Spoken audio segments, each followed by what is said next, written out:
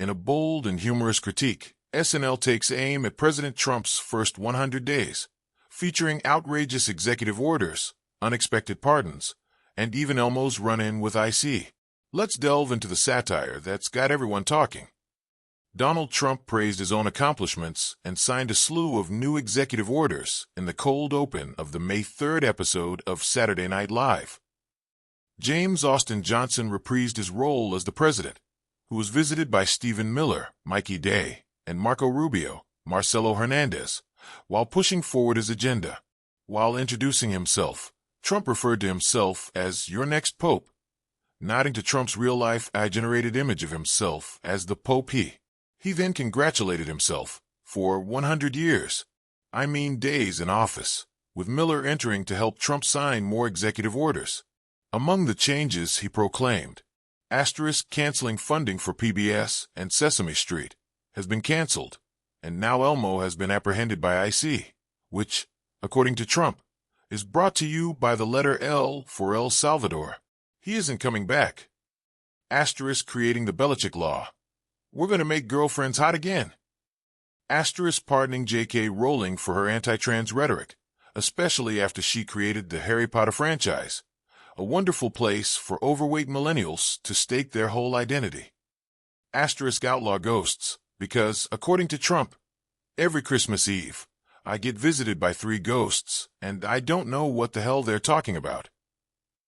Saturday Night Live returned this weekend and took on President Donald Trump's first 100 days in office during the cold open. In the skit, SNL cast member James Austin Johnson reprised his popular impersonation of Trump, appearing on a set of the Oval Office alongside Mikey Day, who portrayed White House Deputy Chief of Staff and Trump advisor Stephen Miller for the first time. Day as Miller was helping celebrate the 100-day milestone by handing the president several executive orders to sign, but not before Johnson, as Trump made sure to acknowledge the 147 executive orders he's already signed, including everything from banning paper straws to defunding PBS. Among the orders signed in the sketch was an order that Day, as Miller said, would make it socially acceptable for a man in his 70s to date a 24-year-old.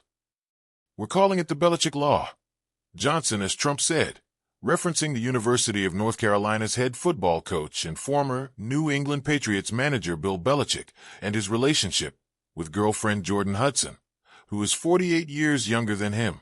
Day as Miller then introduced several more executive orders for the president to sign, including an order that would make the New York Times gain connections easier and another order that would outlaw ghosts.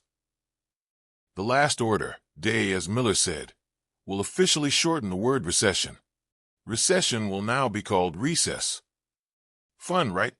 Johnson, as Trump said, America, get ready for a historically long recess.